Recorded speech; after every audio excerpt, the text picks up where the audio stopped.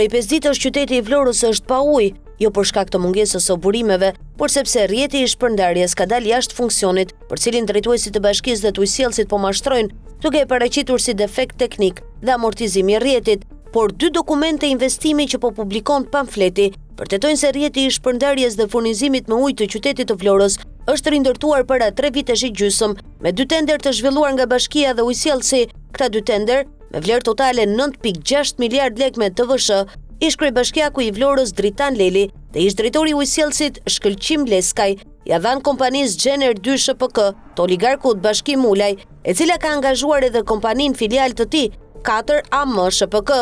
Tenderi i parë me objekt rikonstruksion dhe ndërtimi rrjetit të ujësiellësit në zonat lungomare, uji ftohtë Shkolla e Marinës, me vlerë kontrate 6.3 miliard lekë, u zhvillua më 25 shtator 2020, me afat punimesh 1 vit, por në fakt punimet zgjatën 2 vite. Ky tender ju dha kompanisë Gjener 2 SHPK dhe kompanisë së saj Mask 4 AM SHPK, me vlerë kontrate sa 99.3% e fondit limit për të ndërtuar rrjetin e ujësiellësit me garanci 10 vjeçare funksionimi, ndërsa çdo defekt i mundshëm duhet të financohej dhe riparohej nga kompania private. Tenderi i dytë, i datës 29 qershor 2021, për ujësiellësin e qytetit të Vlorës, me afat punimesh 6 muaj dhe vlerë kontrate 3.3 miliard lekë me TVSH, ju dha po kompanisë Gjener 2 SHPK sa 99.6% e fondit limit dhe pagar, gjithashtu me garanci 10 vjeçare funksionimi, ku çdo defekt i mundshëm duhet të riparohej me financim nga kompania private.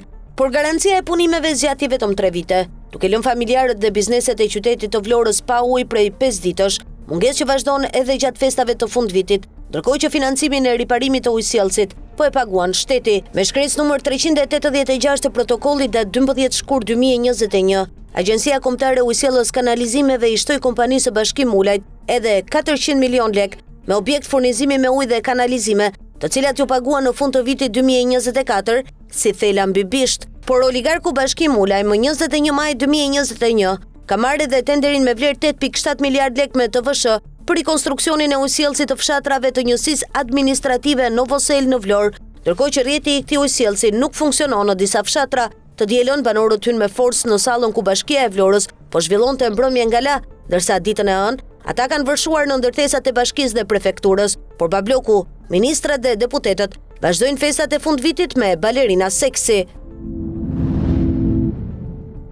Gjatë raportimit në parlament më 27 tetor 2025, pyetjes për zvarritjen e hetimit të Frida Krifcës lidhur me fondet bujqësore i PARD 2 të drejtuara nga BE, ish drejtuesi i SPAK Altin Dumani u përgjigj. Hetimet janë në fazë paraprake dhe përbëjnë sekret. Më 25 dhjetor, SPAK, duke u përgjigjur interesit të mediave dhe publikut për fatin e dosjes së fondeve të BE-s, ripublikoi raportin e transparencës për muajin nëntor, duke përsëritur refrenin 2 vjeçar të Altin Dumanit se hetimet janë në fazë paraprake dhe përbëjnë sekret hetimor. Ky sqarim i përket muajit nëntor, kohë kur vazhdonte mashtrimi se hetimet ishin në fazë paraprake, ndërkohë që sipas kodit të procedurës penale, për dosjet me prova të gatshme nga partnerët, kjo fazë zgjat 3 muaj, ndërsa Altin Dumani e mbajti 3 vite të bllokuar dosjen Krifca. Por sipas informacionit të ardhur në pamfleti, drejtuesi i SPAK Klodian Braho, 2 ditë pas nisjes së detyrës, i ka hequr pluhurin dosjes Krifca, si dosje e partnerëve Olaf dhe Eurojust, por edhe me ndikim të rënd ekonomik, pasi për shkak të mosçuarjes përpara drejtësisë, tajdutëve të fondeve i PARD 2, BE ka bllokuar Shqipërisë fondet i PARD 3 për bujqësinë. Për më tepër, drejtuesi i SPAK Klodian Braho është prokurori i hetimit të dosjes Krifca dhe i ka kryer procedurat hetimore që 1 vit më parë. Të mbështetura në hetimin e plot që BKH ka kryer për ish drejtoreshën e AZBR-s Frida Krifca, vartësitë e saj dhe subjektet që kanë zhvatur fondet e BE-s. Por ish drejtuesi Altin Dumani për më shumë se 1 vit nuk dha miratimin për mbylljen e hetimeve, për procedimin penal dhe kalimin për gjykim të Frida Krifcës dhe grupit të saj, duke justifikuar bllokimin e dosjes me pretendimin se hetimi ndodhej ende në fazë paraprake. Në shkurt 2023, Olaf dorëzoi kallëzimin penal në SPAK të shoqëruar me dosje të plota hetimore. Ditë pas kallëzimit, BKH nisi hetimet paraprake, por brenda 1 muaji, gjithçka u bllokua pa asnjë njoftim apo akt zyrtar. Më 25 mars 2024, Olaf i dërgoi një letër zyrtare ish drejtuesit të SPAK Altin Dumani, duke kërkuar që hetimet për këtë dosje të mbylleshin brenda muajit prill 2024, përndryshe do të kërkoheshin veprime nga Eurojust. Pavarësisht kësaj, hetimi i dosjes Krifca vijoi të mbahej i bllokuar. Sipas burimeve të pamfleti, bllokimi i vendosjes me justifikimin se ishte në hetim paraprak, lidhej me synimin për ta çuar çështjen drejt parashkrimit procedural. Pasi gjatë hetimeve, PKH kishte konstatuar se në vjedhjen e fondeve ishin implikuar figura të larta të pushtetit, kryeministri, ministra, deputet, kryebashkiak, drejtues policie, oligark dhe trafikant të lidhur me kupolën politike.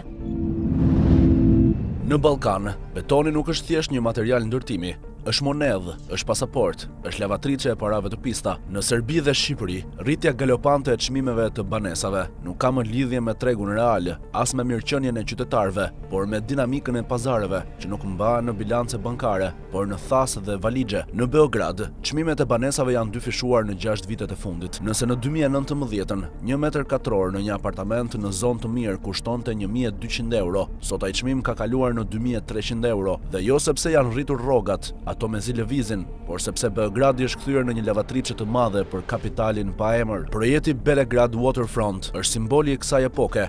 Kulla luksi, apartamente bosh, investitor që shfaqen nga asgjëja, kërkesa për banesa është e lartë, por jo për qytetarët që duan të jetojnë më mirë, por sepse dikush duhet të pastrojë paratë shpejt përmes një kontrate ndërtimi. Të njëjtat simptoma i gjejmë në Shqipëri, vetëm këtu sëmundja është më e avancuar. Tirana është kthyer në një qytet ku çmimi i banesave ka kaluar pragun e absurditetit. Mbi 2.500 euro për metër katror në qendër dhe rreth 1.500 në periferi, e ndërkohë që rroga mesatare është nën 500 euro.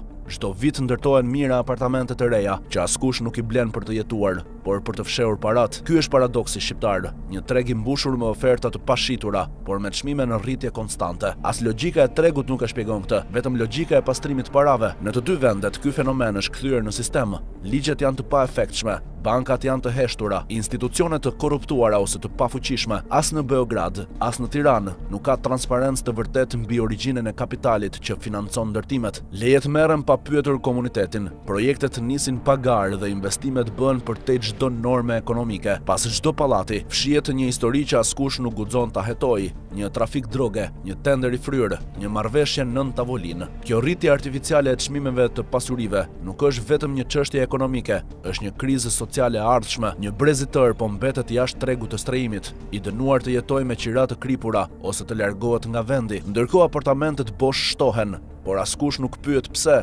sepse e dim përgjigjen. Shqipëria dhe Serbia po ndërtojnë jo për të strehuar njerëz, por për të fshehur krimin. Pasuria e paluajtshme është kthyer në pasuri të paprekshme, dhe për sa kohë drejtësia nuk do të ndjekë rrugën e paras, ky trend do të vazhdojë dhe me të do të thellohet hendeku mes atyre që pastrojnë miliona dhe atyre që nuk blejnë dot një dhomë. Nuk kemi të bëjmë me zhvillim urban, por me një formë moderne të kapjes së shtetit. Ashtu siç në Serbi është ndërtuar një fasadë e pasur mbi një realitet të varfër, edhe në Shqipëri po përgatitet një Tiranë e re për ata që nuk jetojnë këtu. Dhe kjo është drama. Qytetet tona po ushiten atyre që nuk kanë asgjë për të humbur dhe po i mbyllen atyre që duan një jetë normale.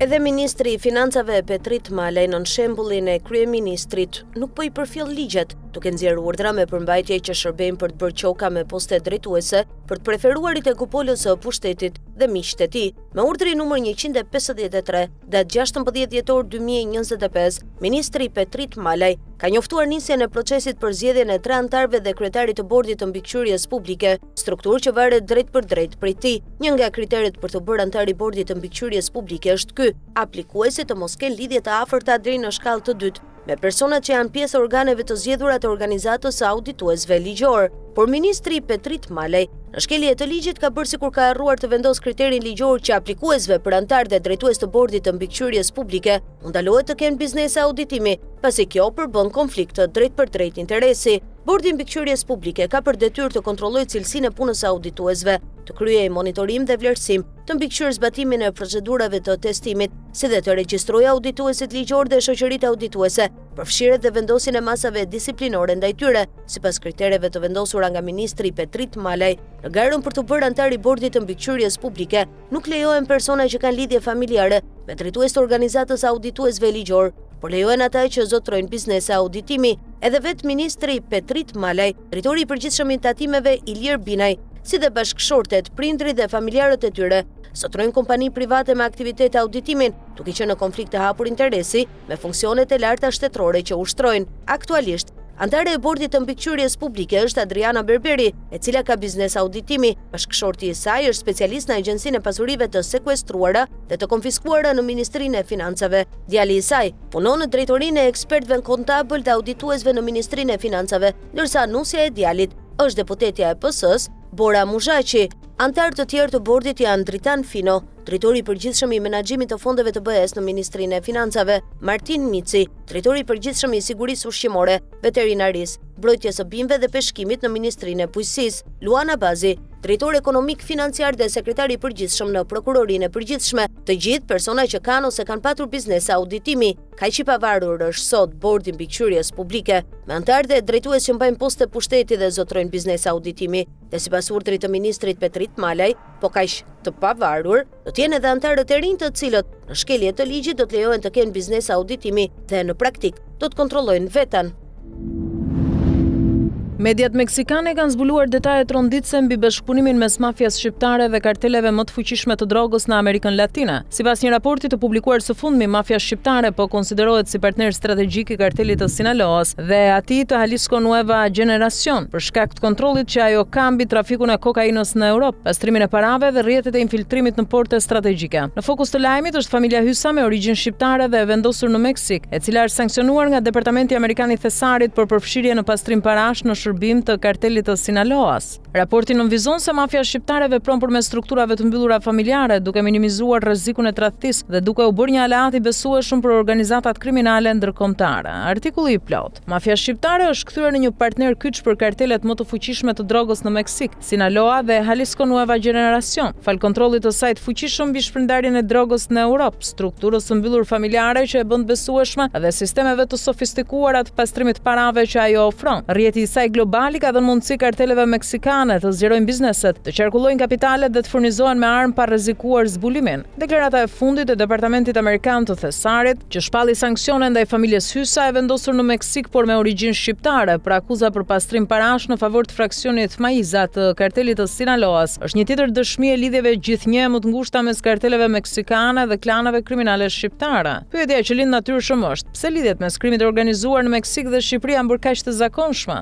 Në Meksik dihet pak për mafian shqiptare, por në nivel ndërkombëtar ajo është një ndër grupet më me ndikim për krah mafias italiane Ndrangheta, me cilën ndan kontrollin e trafikut të drogës në Europë. Kjo e ka bërë aleatet preferuar për kartelet e Sinaloas. Përveç Europës, mafia shqiptare është aktive edhe në SBA, Kanada dhe Australi, ku ka depërtuar nëpërmjet komuniteteve shqiptare të emigrantëve. Që nga fundi i viteve 80, mafia shqiptare dhe Ndrangheta ishin organizata të vogla krahasuar me gjigantët e krimit si Cosa Nostra apo Camorra, por pas viteve 90 ato filluan të rriteshin fuqishëm për dy arsye kryesore: dobësimi i mafjeve tradicionale europiane për shkak të ndjekjes penale dhe bashkëpunimit të brendshëm me autoritetet, çka i bëri të pabesueshme për kartelet kolumbiane dhe meksikane. Struktura familjare e mbyllur, ku antarët janë vetëm të lidhur me gjak, baballar, bij, vëllezër, xhaxhallar, nipër, gjë që ul ndjeshëm rrezikun e tradhtisë. Diaspora shqiptare dhe rrënjët në portet strategjike. Fal valës së madhe të emigracionit nga Shqipëria dhe Kalabria, rajoni i Ndranghetas, këto mafje u vendosën shpejt në qytetet kyçe europiane, veçanërisht në porte, qendra financiare dhe zona me zhvillim ekonomik të lartë. Mafia shqiptare është sot aktive në Londër, Berlin, Paris, Stockholm, Stamboll, New York, Sydney, Toronto, Madrid, Rom, si dhe në portet me fluksin më të madh të drogës si Hamburgu në Gjermani dhe Valencia në Spanjë, Anvers në Belgjik dhe Rotterdam në Holland. Këto porte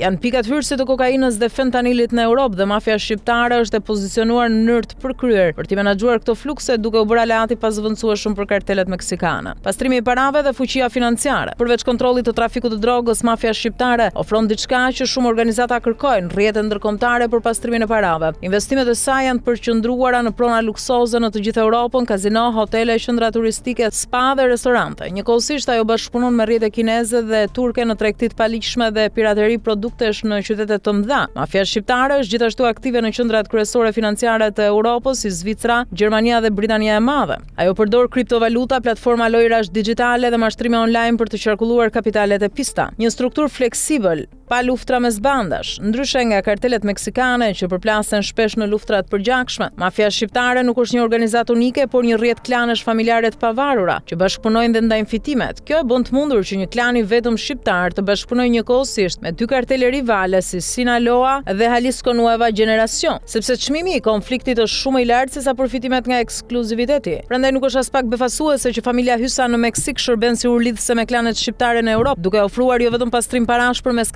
kazinove, por edhe hyrje në skema investimesh që janë thuajse të pamundura për të gjurmuar nga autoritetet meksikane.